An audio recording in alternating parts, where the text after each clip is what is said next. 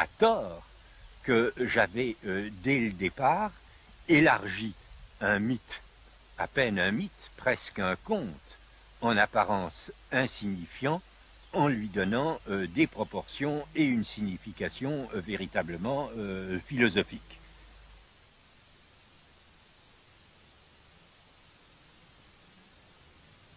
Au départ, il m'avait semblé, ou du moins je n'avais prétendu qu'un rôle méthodologique, que ça me suffisait. Mais au fur et à mesure que je progressais dans l'analyse, j'ai eu le sentiment de plus en plus aigu qu'il y avait une raison profonde pour, d'ailleurs, une cause qui m'apparaissait tout de suite, à savoir que ce n'était pas n'importe quelle forme musicale qui pouvait aider à interpréter les mythes, et probablement pas les formes musicales exotiques qui peuvent être celles des peuples mêmes qui racontent les mythes en question ou de peuples voisins, mais que c'étaient les formes musicales qui étaient apparues dans notre propre civilisation à une époque déterminée, vers le XVIe, XVIIe siècle, et qui ont régné sur la musique jusqu'au XIXe ou jusqu'au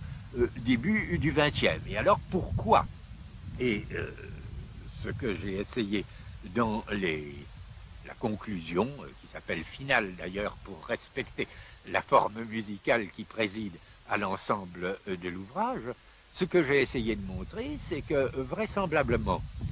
il s'est passé dans notre propre société, dans notre propre civilisation, un très grand phénomène en ce qui concerne les rapports du mythe et de la musique, c'est qu'au moment où le mythe a perdu sa mainmise sur la pensée de l'homme moderne,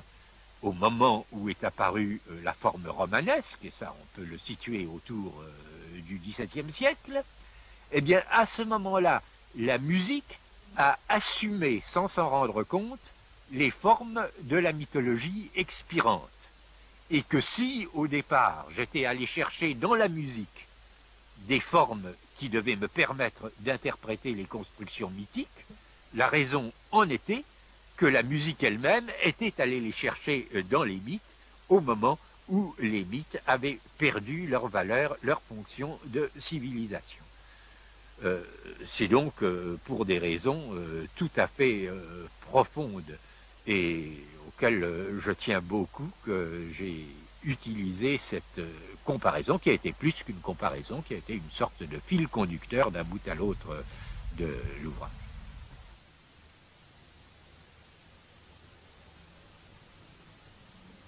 Je dirais que les mythes m'apparaissent comme de très très beaux objets et qu'on ne se lasse pas de contempler, de manipuler, et on ne se lasse pas non plus d'essayer de comprendre pourquoi on les trouve beaux. Et peut-être que si je me suis si longtemps attaché à l'étude des mythes, c'est avec l'espoir qu'en parvenant à démonter ces objets esthétiquement admirables, on pourrait contribuer d'une certaine manière à comprendre ce que c'est que le sentiment du beau et pourquoi nous avons l'impression, enfin, qu'un tableau, qu'un poème ou qu'un paysage est beau.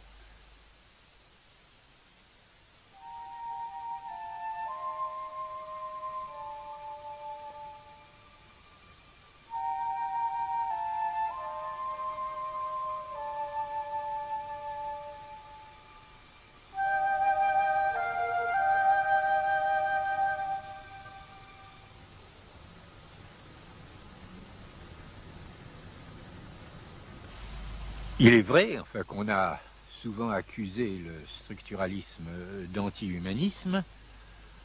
Je ne dirais pas que c'est totalement faux, je dirais que c'est seulement à moitié vrai, parce qu'au total, qu'est-ce qu'on nous reproche? On nous reproche deux choses, l'une sur le plan épistémologique et l'autre sur le plan moral. Sur le plan épistémologique, on nous reproche d'adopter sur l'homme un point de vue qui n'est pas celui du philosophe, et celui du philosophe, je dirais, pratiquant l'introspection sur lui-même, c'est-à-dire de chercher à adopter un autre point de vue que celui du sujet. je considère qu'il est parfaitement légitime que dans quelque recherche que ce soit, on choisisse le point de vue qu'on estime être le plus efficace pour les résultats de sa recherche. Et si vous allez prélever une goutte d'eau dans la rivière qui est à côté de nous et que vous la regardez à l'œil nu, vous verrez un objet tout à fait réel, à savoir la goutte d'eau, mais qui sera un objet complètement différent de celui qui vous apparaîtra si vous mettez votre goutte d'eau sous la tourelle d'un microscope et que vous opérez des grossissements successifs. Parce qu'alors, au lieu de voir la goutte d'eau, vous apercevrez des animalcules qui se promènent à l'intérieur de l'eau, et puis, à la limite, si votre microscope est électronique, au lieu de voir les animalcules, vous verrez les molécules dont se compose et l'eau et le corps même de ces petites bêtes. Et puis, si vous allez encore plus loin, vous pourrez voir des atomes. Enfin, on n'insiste pas. Eh bien, tous ces points de vue sont parfaitement légitimes. Il s'agit de savoir ce qu'on cherche et quel est le point de vue qu'on doit, le grossissement qu'on doit adopter pour obtenir un résultat. Eh bien, nous choisissons un grossissement par rapport auquel, disons, la notion de sujet se dissout, s'efface, s'abolit. Nous étudions des mécanismes qui se passent à l'intérieur de la pensée, mais à l'intérieur d'une pensée qui déborde de tous les côtés ce petit secteur limité de pensée que le sujet croit lui-même appréhender. Donc là, je pense qu'on nous cherche une mauvaise querelle. Maintenant, il y a le point de vue moral qui s'inspire de considérations complètement différentes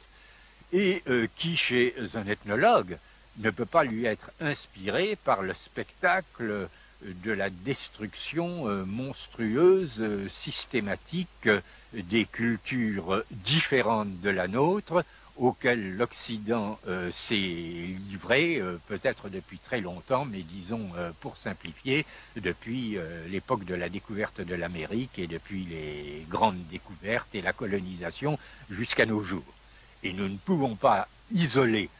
la condamnation de cette destruction de sociétés humaines de toutes sortes d'autres destructions auxquelles on a assisté en même temps et on assiste bien davantage aujourd'hui, destruction des espèces animales, destruction des espèces végétales et autres. Et tout ça au nom de quoi? Au nom d'un certain humanisme qui a été celui de la Renaissance et qui est resté le nôtre depuis, qui est un humanisme outrancier, un humanisme agressif par lequel l'homme se situe lui-même comme seigneur et maître de la création et tout le reste étant à sa disposition. Où est-ce que ça nous a conduit? Nous le voyons, ça nous a conduit à des grandes guerres d'extermination, ça nous a conduit aux camps de concentration, ça nous a conduit à l'extermination d'une partie de l'humanité par elle-même, et c'est cette partie même de l'humanité qui se considérait comme supérieure à tout le reste de l'humanité. Pourquoi? Parce que, me semble-t-il, l'humanisme classique a défini l'homme de façon beaucoup trop étroite. Il l'a défini comme être pensant au lieu de le définir comme être vivant. Il a placé beaucoup trop près de l'homme les frontières où s'arrêtait l'humanité elle-même, et par conséquent, il ne se trouvait même plus suffisamment protégé contre ses propres attaques, parce que le rempart était trop près de la place forte, si je puis dire, et il n'y avait plus les glacis protecteurs qui pouvaient le garantir.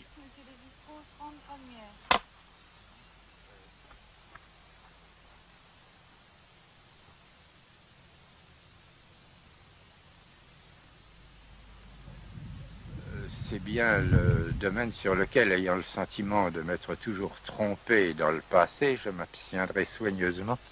de faire des prévisions dans l'avenir. Mais enfin, je ne peux pas dire que je me sens particulièrement à mon aise dans le siècle où le hasard m'a fait naître,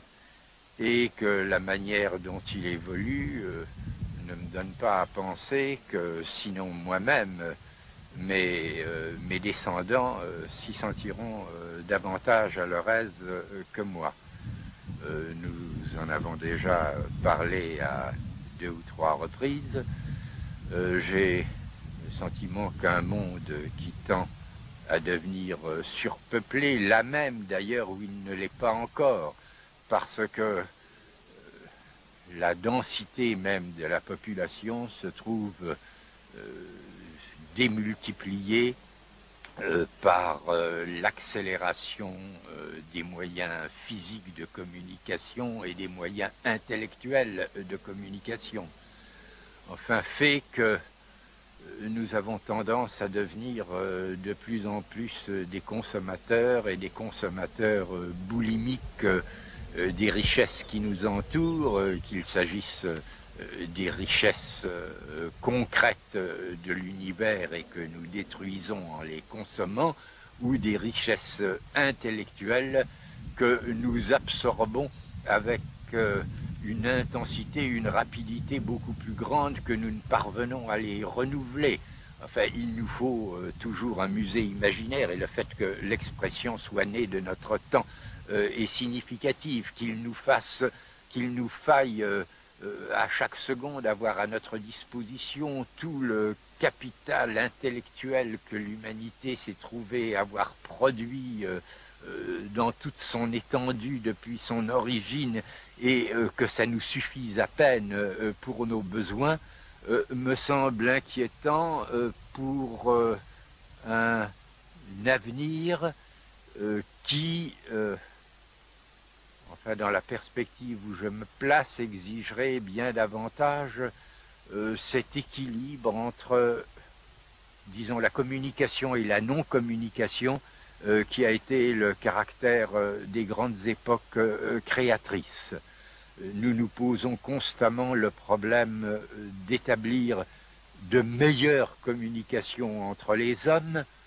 peut-être aussi une certaine surdité est-elle féconde du point de vue de la création véritable. Les grandes époques ont été celles où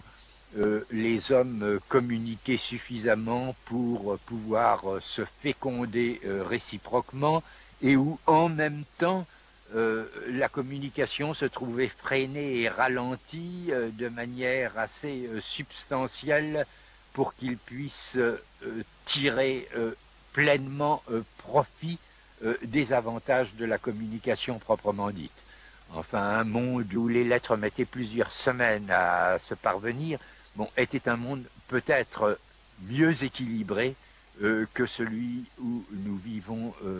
aujourd'hui. Mais cela, c'est tellement subjectif. Ça tient tellement à des raisons de tempérament, d'histoire personnelle, de caractère,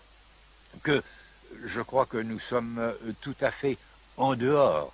de ce qu'on peut demander à un homme de recherche de dire. Là, il retourne à la biographie, à l'autobiographie par laquelle nous avions commencé, et il s'écarte tout à fait des raisonnements plus solides qu'il essaye de faire, non pas du tout sur un avenir qu'il est incapable de prévoir, mais sur les matériaux beaucoup plus modestes sur lesquels il travaille et dont il essaye d'extraire quelques parcelles de vérité. Après 1972, le fondateur de l'anthropologie structurale a continué à appliquer sa méthode, toujours en ethnologie, mais aussi à l'art et à la littérature, analysant les grands maîtres qu'il ne cesse de célébrer, mettant au jour l'ordre secret qui gouverne leurs œuvres. Il publiera en particulier La Voix des masques, Le regard éloigné, La potière jalouse, De près et de loin, Histoire de lynx, Regardez, écoutez, lire.